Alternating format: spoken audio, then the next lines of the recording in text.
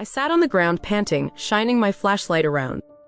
This warehouse was truly not small at all. All sorts of goods were piled up like mountains. Such a large space, why were there no traces discovered outside? I calculated for a while, based on the direction and distance we had fled earlier, and suddenly realized that the entire hilly area west of Yeren Trench had been hollowed out underneath to build an underground fortress. The more I thought about it, the more it made sense. Japan had poured all its national strength into the affairs in Manchuria, maintaining a heavy industrial base for the entire war. It seemed that everything was concentrated in Manchuria, especially after the American forces attacked Japan. Manchuria then became Japan's major strategic rear. To strengthen its defenses, especially against the Soviet Union in the north, the Kwantung Army in Manchuria had built countless underground bases, all of which were long-term defensive structures. Although this place belonged to Inner Mongolia, it was also an area occupied by the Japanese army back then. High-ranking Japanese leaders believed that defending Manchu without defending Mongolia was like guarding a river, but not its banks. Building a peripheral defense barrier for Manchuria at the Sino-Mongolian border was also extremely natural.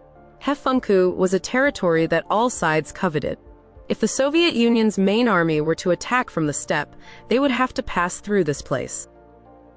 However, in the end, the Soviet forces chose to attack Manchuria directly. This entire elaborately built underground base no longer held any strategic significance. Surely the Japanese soldiers in this base heard the emperor's message to the nation via radio, learned that Japan had unconditionally surrendered, and their morale collapsed. Those who committed suicide did so, and those who fled, fled. Tuyen Bio stood up, dusting himself off. The fall in the tomb earlier was indeed not light. He tore his shirt into 2 pieces of cloth and asked Antu to bandage his hand wound. Tuyen Bio ached all over, and he loudly cursed the red-furred monster outside. Tuyen Bio pulled out 2 jade pieces, taken from the corpse's hand. "I'll never give these back to it." "You want them back, huh? Fine, bring 20,000 yuan here. If you don't have cash, food coupons will do." "Oh. Nyat, look at this jade piece, what's wrong with it?" I took the jade piece to examine it. The jade, originally teal, had now turned pale yellow. I didn't understand why, and I felt my knowledge and experience were truly limited. Before, I had boasted about my expertise, but now it seemed I still had much to learn. However, what was taken, fear was useless.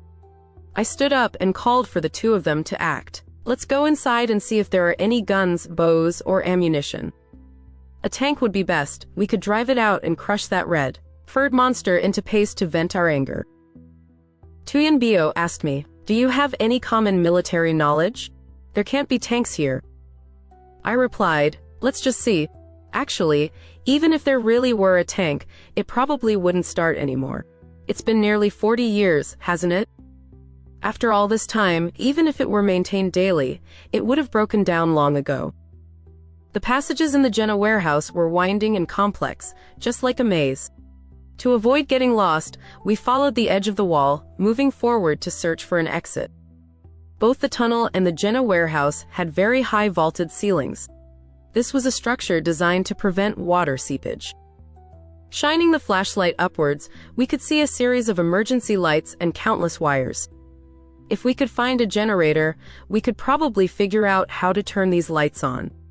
After walking a short distance, we saw a cross-section map of the base on the wall. It noted several auxiliary structures such as main roads, trenches, supply depots, troop shelters, bathrooms, living quarters, restrooms, food storage, drainage pipes, power stations, etc. However, important locations like artillery positions, ventilation shafts, observation posts, counter-attack points, command centers, and bunkers were not noted. The deep part within the mountain was divided into 3 sections, with an extremely complex structure and a magnificent scale.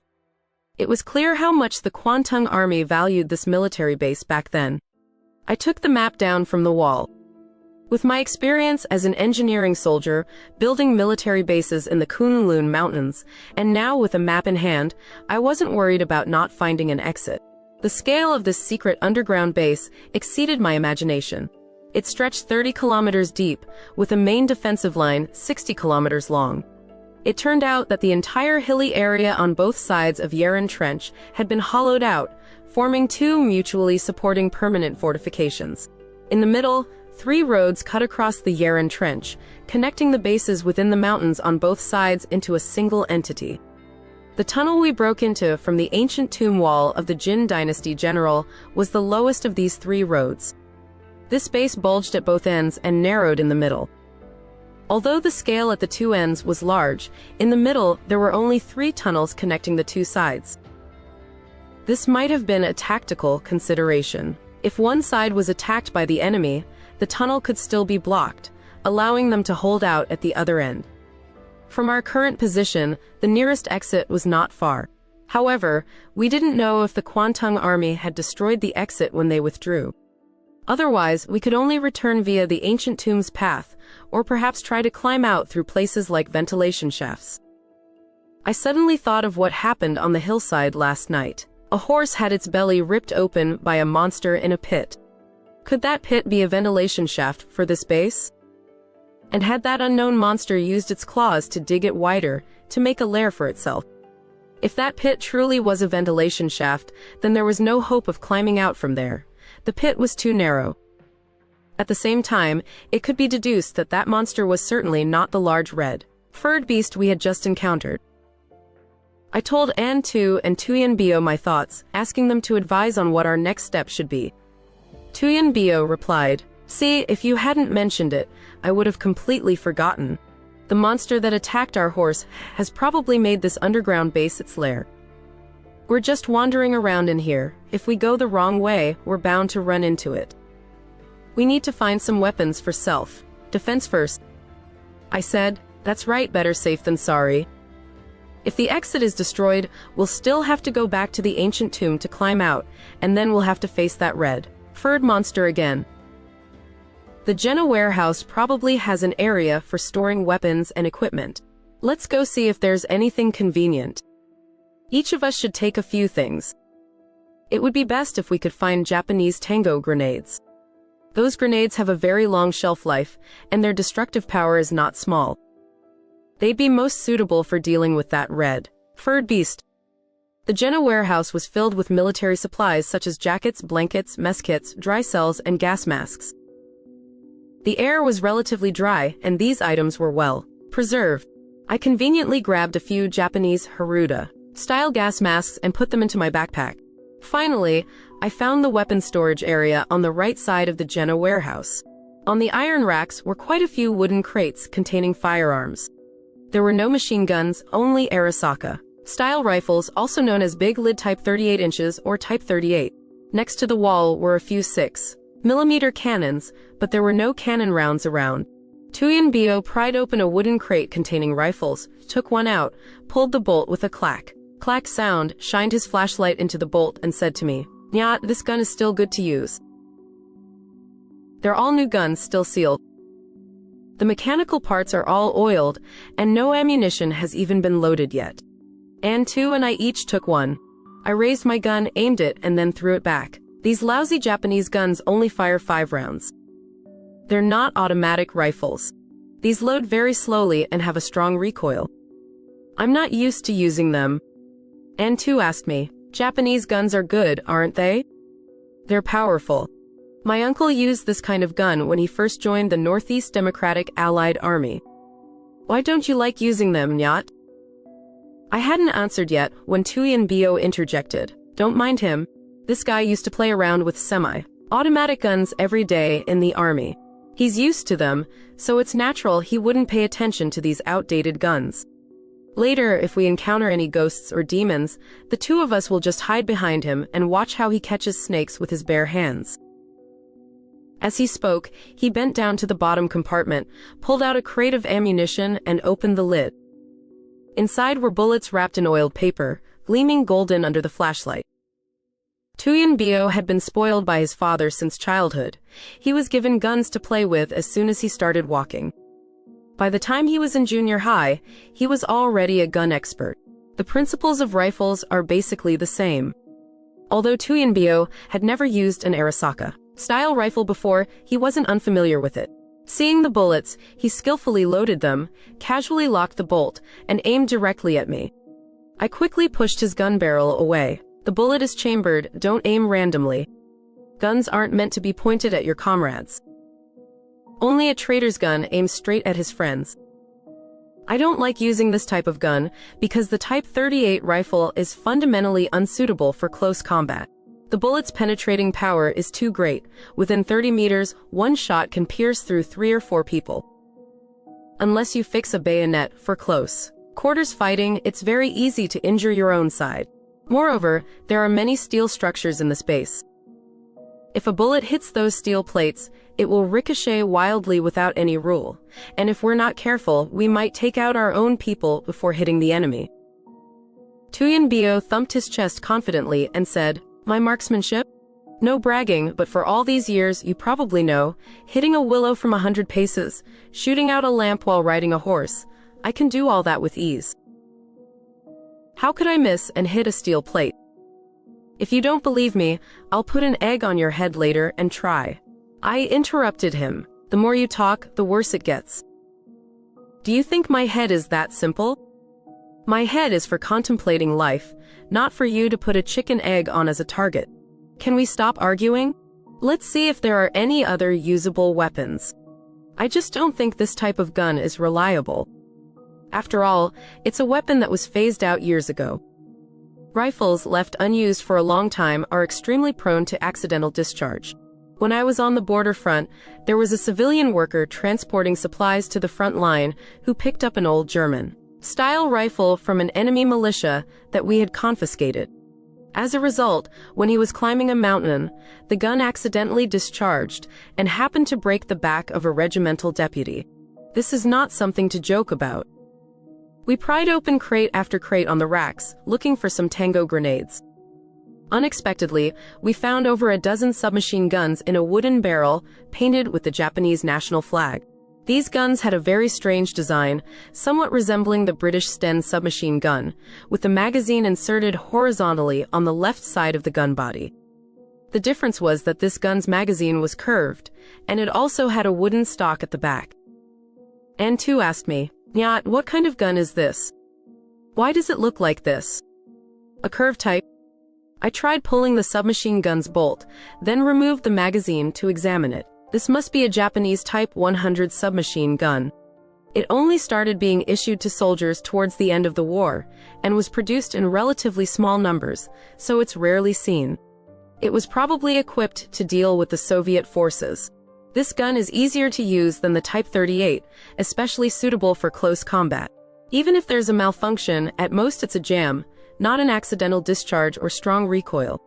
You and Tuyen Bio shouldn't use rifles anymore. Take submachine guns for self-defense. Anne too had never used a submachine gun before and didn't know how, so she stood nearby holding 2 flashlights, shining them for us. Tuyen Bio found a crate of submachine gun ammunition, and then the 2 of us loaded the magazines. As I inserted each bullet into the magazine, I hummed a tune. My mood was excellent. Damn it, this felt great. I hadn't touched a submachine gun since leaving the army. Remembering the feeling of using a Type 56 back in service, my limbs felt restless. I was feeling pleased with myself when Anne too suddenly tapped my shoulder and whispered, "Nyat, I think. I briefly saw a child run past behind you." A child? That couldn't be. This was a remote, rarely trodden place in the deep mountains, let alone the secret base buried deep underground. How could children suddenly appear without reason? We were all crouching on the ground, loading ammunition. Anne too, holding a flashlight, was also crouching opposite me. She accidentally swung the flashlight, and suddenly saw a child's shadow dart past behind me. I turned my head, shining my flashlight in all directions. Behind me was a T-shaped passage, pitch black and strangely silent. There was no child's shadow. I asked Anne too again, "Where's a child? Are you trying to scare me, or are you seeing things?"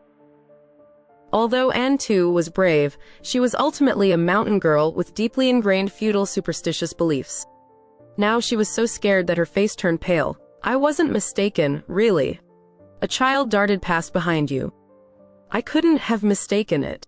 There were no footsteps, I only saw its shadow. It was very fast, just a flash, and it was gone. Could it be a ghost? I questioned Anne too thoroughly, but she couldn't speak clearly, only vaguely saying that she seemed to have seen a little girl, but wasn't sure. She couldn't clearly see what clothes it was wearing, about 5 or 6 or 7 years old. The direction the child ran was coincidentally the direction of the exit marked on the map. The passage behind me was less than 2 meters away. In such a silent place, if a child ran past, I absolutely would have heard it. No trace, no sound, unless it was a ghost. This underground base was a world cut off from the outside. No one had entered for decades. Who knew what secrets it held? Today's events had already exhausted us. One less trouble was better than one more. We weren't looking for trouble, but could we avoid it? I immediately suggested we take a roundabout way to the exit and not follow the path the child had just run down. Anne too feared ghosts and deities the most, and immediately nodded in agreement. Better to climb 10 miles uphill than to run into a ghost-built wall. Tuyen Bio didn't think so. Nyat, I think you've changed too much. Since leaving the army, you're no longer as arrogant and fearless as before. Huddling up, not daring to advance. That's not your style. Why today, after Anne too said she saw a brat run past, do you have to take a detour? I'm telling you, if you want to take a detour, the two of you go ahead and circle around. I can't lift my legs anymore, I'm just going straight. Remember back when we were Red Guards, going up to the mountains and down to the countryside? Tell me, were you afraid of anything? Back then, besides Chairman Mao, who did you respect? I was momentarily speechless. It seemed Tuyen Bio was right. I used to be the kind of person who would shrug off the sky falling as lightly as pulling up a blanket. Since joining the army up to the 1979 war, my comrades died one after another beside me. I witnessed countless acts of bloodshed and death firsthand. To be truly pragmatic, today's me is indeed a bit effeminate, always thinking things through before acting. Had the years truly swept away my courage and bravery? I said to Tuyen Bio, we're older now, not comparable to how we were before. During our Red Guard years, we were indeed brave and fierce. If we saw someone we disliked, we'd beat them up. But that was the impetuousness of youth. Now looking back, it's both laughable and pitiable. But at least back then you fought, you charged forward. Damn it, I can't stand your timid, cowering appearance now. Do you remember the epic poem in the notebook I gave you for your 16th birthday? Tuyen Bio said, that notebook was probably used as toilet paper by me long ago. Besides, Tuyen Bio gave me many notebooks back then because his mother was a logistics cadre, and their house was full of all kinds of notebooks. I really couldn't remember any epic poem. Seeing that I didn't remember, Tuyen Bio said, let me read a few lines for you. Tuyen Bio's Mandarin was very standard. He was stout and full of breath, and when he read aloud, he sounded just like an announcer from the Central People's Broadcasting Station.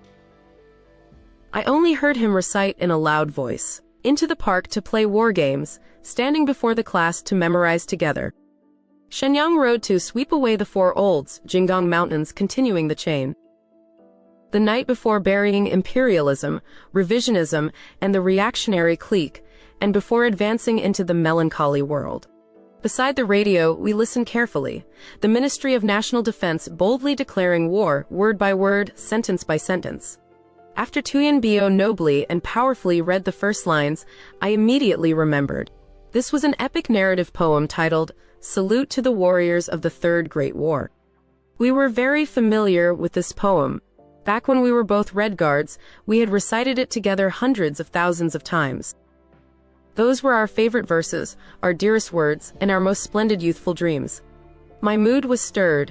I forgot the immediate circumstances, clenched my fists, and recited aloud with Tuyen Bio. In the Third World War, to eliminate the final exploitative system, we too relied on each other as one division. Our friendship began then, its duration immeasurable, known only to be deeper than mountains and seas. In the trenches, we shared a loaf of bread, a handful of salt, and drank from the same bucket. Humming the same melody, sharing a blanket for a good night's sleep. Line by line, word by word, we learned repeatedly the leader's thought, the truth of the miracle. Do you remember? We drank the waters of the Macedonian River, crossed the Ukrainian steppes, then reached the Kremlin to light the red star in the tower. We followed the footsteps of the Commune, traversed every street in Paris, rose from the song the Internationale, cleansing every village, street corner and port of Europe. We used the Wailing Wall of Jerusalem, blocking the wicked bullets of Christian believers. At the Suez Canal, we planted the peach-colored flag. The waters of Swiss lakes, the lights of Pisa, the evening glow of Yemen, the Buddha temple of Phnom Penh, and there the cherry blossoms on Mount Fuji, the wafting kitchen smoke of Havana, Spanish wine, the crystal-clear ivory springs of Africa. None of these things had ever made us beloved. Because for us, guns in hand, responsibility heavy on our heads. Countless sleepless nights and days, campaigns in the south and battles in the north, enduring blood and tears. That's how it is. Our army is invincible, closely following the red sun, advancing swiftly. Listen, the great call of comrades from 5 continents, like a surging flood crashing waves. Look, the banner of uprising of slaves from 4 seas, like the flame of flickering stars, burning plains, turning beaches into mulberry fields. Oh, a world of one color, red. The White House remains but a punctuation mark. ... Anne too saw that the two of us wouldn't stop talking, and she didn't understand what we were saying. Growing impatient from waiting, she interrupted, "What are you two talking about? What time is it that you're still babbling on like this? It's not early anymore. No matter which way we go, we have to set off. If you want to talk more, go outside and talk, okay?" Tuyen Bio, holding the submachine gun, stood up, tucked 4 or 5 magazines into his back, his face resolute, and pointed forward. "Comrades, victory is right ahead, let's advance with me." And so Tuyen Bio led the way, Anne too went in the middle and I followed last. The 3 of us walked in single file along the path Anne too said the child had run down. This path sloped slightly upwards. After more than 100 meters, it turned into ascending steps. It seemed we had ventured deep into the heart of Yeren Trench Mountain.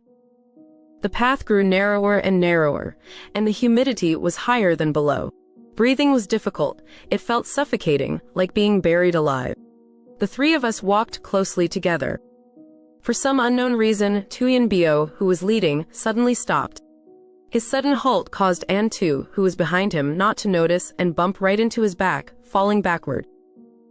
I quickly caught her, then asked Tuyen Bio, "What's wrong? Why did you suddenly stop walking?" Tuyen Bio turned around and loudly said, "Turn back quickly." He seemed to have seen something very frightening ahead. His voice was lost, and his earlier heroic spirit had vanished. Tuyen Bio yelled for us to quickly turn around and run. I was blocked by the 2 people in front, and the flashlight's range was limited. I only saw a very large space, 4 or 5 steps above, and I didn't understand what he had actually seen. But Tuyen Bio had said so, there must be a reason for him to say it, so I immediately prepared to turn and flee. Just then I suddenly felt as if dozens of cold steel needles were stabbing into my back, a piercing chill to the bone. My whole body felt like it had been hit by a freezing electric current, trembling uncontrollably. I leapt forward, not understanding where such great strength came from, pushing Anne too and Tuyen Bio to fall forward. This dark, long and narrow passage sloped gently upwards. The 3 of us rolled and crawled, finally falling into a cave at the end of the steps. I was struck by a strange electric current. The current seemed to spread to the other 2, making our teeth chatter with cold. No one knew what was really happening. We wanted to speak, but couldn't utter a sound. If it was an accidental step on an exposed wire, our whole bodies should have gone numb. How could there be such an icy cold feeling from our bones all the way to the outside? Fortunately, the 3 loaded submachine guns did not accidentally discharge during the panic. We lay sprawled on the ground, flashlights still on. Using the light from the 3 flashlights, I observed and realized why Tuyen Bio had turned around and yelled to run. It turned out that this massive, half-natural, half-man-made rock cavern was covered everywhere with green moss. On the damp rock walls and ceiling of the cave, countless giant bats were hanging upside down. These bats were much larger than ordinary bats we usually see. With their wings folded, they hung tightly packed on the rock face. Disturbed by the 3 intruders, they all woke up. baring their mouths full of white teeth, a sight that made our hair stand on end. The bats' faces looked very strange. Two large, erect chestnut-shaped ears, a round head, a round nose, highly developed forelimbs, very long upper and lower elbow bones and finger bones, sharp fangs and claws. When I was an engineering soldier in Kunlun, I had seen such large bats. Their scientific name is bright-toothed leaf-nosed bat, also known as the pig-faced bat. They have a penchant for blood and also eat meat, making them one of the most ferocious and rarely seen types in the bat family. They like to live in underground caves and pastures and ranches, flying out at night to suck the blood of buffalo, goats, and other livestock, especially in the outer Mongolian steppe, where they once caused a plague. In the past decade or so, this animal has become much rarer. I thought they had gone extinct, but who would have guessed that so many pig-faced bats would make the Kwantung Army's underground base their lair? They hide by day and appear by night, using the ventilation shafts in the base's tunnels as their exit. Indeed, there's no safer or more comfortable den than this place. Several pig-faced bats swooped down from the rock wall. I stirred, trying to get up, but as soon as my hand touched the ground, I slipped and fell. The ground was covered in bat guano and animal bones, both sticky and slippery, and a foul pungent smell assailed my nose. Bat guano, also known as Yi Ming Sha, was originally a very precious traditional Chinese medicine. Ordinary people found it difficult to obtain even 1 or 2 taels, yet now, seeing this wretched stuff, I felt an indescribable disgust. I abandoned the idea of getting up, hooked my finger onto the trigger, raised the submachine gun towards the incoming pig-faced bats, and swept a line. I fired, and the other 2 also reacted. 3 submachine guns wove a curtain of bullets. Fire spurted from the muzzles, light flashed on the rounds, making the entire rock cave alternately dim and bright. The sounds of gunfire, reloading, and spent casings hitting the ground mingled together.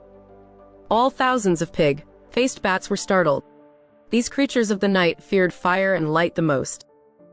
Besides those hit by bullets and falling to the ground, the rest formed a dense black cloud. Some flew over our heads, while others followed the ventilation shafts upwards and out. The submachine guns fired for a while, until they were completely out of ammunition. There was basically no time to reload. The pig-faced bats flapped past us, their sharp claws and teeth tearing our clothes to shreds. Fortunately, everyone was wearing thick clothes. Although our skin was scratched a few times, the wounds weren't very deep. At this moment, the fear in my heart intensified manifold. Fearing injury to my eyes, I dared not open them. One hand covered my head, the other held the submachine gun, waving it wildly like a stick. My legs thrashed desperately, kicking away the pig-faced bats that were diving at me. I don't know how long it was later, but the cave gradually became quiet again. Surely all the pig-faced bats had flown away. I fumbled for the flashlight that had fallen on the ground. Just as I was about to ask Tuyen Bio and the others if they were injured, suddenly it went dark in front of me. The largest pig-faced bat silently descended onto my head. Perhaps it was the leader of these bats, hiding in the deepest part of the cave, waiting to strike last. Its 2 wings spread wide, standing tall like a wall. In my hands, I only had an empty gun and a flashlight. It was hard to defend myself. The bat was only an inch away from me. Its face was like a pig's, with wrinkled skin, coarse fur, and sharp fangs all clearly visible. Just when I thought I was about to be bitten by the Bat King, a submachine gun suddenly rattled beside me. The burst of bullets embedded themselves in the pig-faced bat. The large bat fell with a thud to the ground, dying instantly. It turned out that Tuyen Bio, seeing the urgent situation, had quickly changed magazines and opened fire, saving me from death. I sighed in relief, looking around. Besides a few bats that were hit but not immediately dead, writhing on the ground, there were no other bats. My body was scratched in several places, bleeding profusely. Antu and Tuyen Bio also had minor injuries, but nothing serious. Antu tore some scraps of cloth from her clothes to bandage me. The wounds on my body hurt terribly. I immediately cursed incessantly. Your dad here, back on the battlefield, fighting that kind of battle, amidst bombs and bullets, my skin and flesh weren't even scratched. Today I get torn up like this by you beasts. It hurts so much. Tuyen Bio asked me. Nyat, damn it. Earlier I told you guys to turn around and run. Why did you push us like that? I recounted the earlier incident, only saying that my back might have touched an exposed wire, and I was shocked. I didn't dare tell them the truth, because I myself found the incident unbelievable. I asked Antu to check my back for any burn marks. Antu pulled up my shirt, shined her flashlight on it. Oh my god, Nyat, what is this? It doesn't look like an electric shock. Tuyen Bio also poked his head over to look. You got an electric shock? Your back clearly has a black handprint, A very small hand, like a child's. Damn it, we've encountered a ghost. Surely the three of us were pushed into this bat cave by that little demon. Don't let me find it. If I see it, I'll skin it alive. Tuyen Bio was talking to me when his flashlight suddenly dropped to the ground. Oh my god, old Nyat and Tu. Earlier in the Jenna warehouse, you two talked about it, and I didn't believe it. Just now, I also saw a child run past here. Antu and I quickly grabbed our flashlights and shined them everywhere. Besides bat guano and bat carcasses, where was a child? Tuyen Bio pointed to the sky and swore. It darted past behind you two. Damn it, if I'm lying, I'm your grandson. Here. It ran deeper inside here. I saw it clearly. A boy, a little brat wearing blue clothes, 5 or 6 years old with a pale face. Not like a living person. Besides me, both of them saw children in this underground base. Why was I the only one who hadn't seen anything? But the child's handprint on my back truly sent shivers down my spine. Tuyen Bio said he saw a boy, while Antu said she saw a girl in the Jenna warehouse. Who was mistaken? Is this an underground kindergarten? We tidied ourselves up a bit, stood up, and replaced the submachine gun magazines with fresh ones. Tuyen Bio pointed to a wall in the rock tunnel. That little brat, it ran in here. As he spoke, he used the butt of his gun to scrape off moss and bat guano from the wall. Inside, half of an iron door was revealed, completely rusted. On it, 4 large eye-catching words were painted in dark red oil paint. No standing entry, no. Standing. Entry. Tuyen Bio pointed to the words on the iron door and read them aloud. Do you understand what it means? This sentence means you can't enter standing up, you have to lie down to enter. This place must be a morgue, or if not, a crematorium. Antu listened to Tuyen Bio's explanation and asked, What? Lie down to enter? So this is a room for the dead? I heard the old men and uncles in the village say the Japanese built some kind of crematorium. This door is 99% the crematorium door then. I knocked on the iron door a few times with my knuckles. The door felt very heavy. Tuyen Bio, don't pretend to understand when you don't. These 4 words roughly mean no entry. Although I don't know Japanese, I'm very familiar with military equipment. Look at this door. Underneath, there's a very large groove, and inside it has hexagonal threading. This must be a rotary disc type. The hole below the door is an exhaust vent. This must be an airtight door. When this iron door is closed, the exhaust vent will automatically draw air out of the room, creating a semi-vacuum environment inside. It's a place for storing valuable items. Our Army's military bases also have places like this. The rotary disc of the door had been removed long ago. Without the right tools, opening this door would be harder than reaching the heavens. As for what was hidden in this sealed room, that was hard to say. It could be biological weapons, chemical weapons, or something similar. This possibility was very high. To prevent chemical weapon leakage incidents, they are usually stored in such sealed rooms. The chemical and biological weapons of the Japanese army, though notorious, their power could not be underestimated. Even left in a natural environment, separated for many years, they could still easily cause death.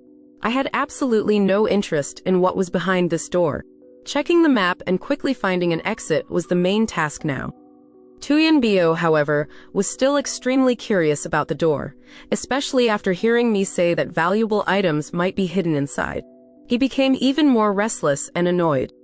Together with Antu, he sometimes knocked a few times, sometimes kicked the door a few times. It seemed they wouldn't stop until they went inside to see. The two of them were grumbling. What could be inside? Oh my, it's really annoying not being able to see. I ignored them, cross. referencing the exit location on the map myself, intending to find an exit in this rock cave that had been occupied by the pig-faced bats. According to the map, there must be a small path leading to an exit at the peak of the mountain from this rock cave. But searching again and again, we only found a pile of mountain rocks at one end of the cave. Just as predicted earlier, when the Japanese army retreated, they had blown up the exit of the underground base. Our current position, roughly above us, was where we had pitched our tent on the hillside of Yeren Trench. Shining the flashlight, we could see several large openings in the ceiling. These large ventilation shafts were not straight up and down. To prevent enemies from attacking from the outside, the ventilation shafts were built in a zigzag pattern. The bats flew out through these holes. It was a pity we didn't have wings. We could only look up from below, but couldn't get up there. Even if we could, it wouldn't help, as an adult body was just a circumference too large for the holes. These Japanese were truly too cunning. Fearing that enemies would crawl into the base through the ventilation shafts, they deliberately made these holes not too big and not too small. I called An Tu and Tuyen Bio over and told them there was no exit. Now, either we continued to look for another exit, or we directly took our submachine guns and went back to the ancient tomb to deal with the red-furred monster. We couldn't linger here indefinitely. We had no dry rations, nor had we found any food left by the Japanese. If we kept wandering aimlessly like this, we would just starve to death when we couldn't move anymore. An Tu kicked the carcass of the Bat King on the ground. If there's no other way, we can eat this. It's all meat. Tuyen Bio shook his head vigorously. If you want to eat it, you two go ahead. I'd rather starve to death than eat that. It's disgustingly nauseating. I bet that meat is either rotten or sour. It won't taste good. Hey Nyat, tell me, is there an exit behind this iron door? There's probably a chance, right? Let's figure out how to open it. I thought for a moment, and then said, indeed, there is a possibility, because there are no notes about this sealed room on the map. It only draws a passage leading to the outside door, but it's very difficult to pinpoint the exact location, so we can't confirm that a passage is behind the door. Actually, opening this door isn't difficult. I saw tools in the Jenna warehouse. We might be able to find a hexagonal wrench of the right size. An Tu stood nearby and said, let's go back to the Jenna warehouse and conveniently find some clothes to change into. I think we're all too dirty, like we haven't showered in a year. Hearing An Tu's reminder, we finally noticed that all three of us were filthy and disheveled. Our clothes, hair, faces and hands were sticky with bat guano, blood and mud, emitting a strong foul odor.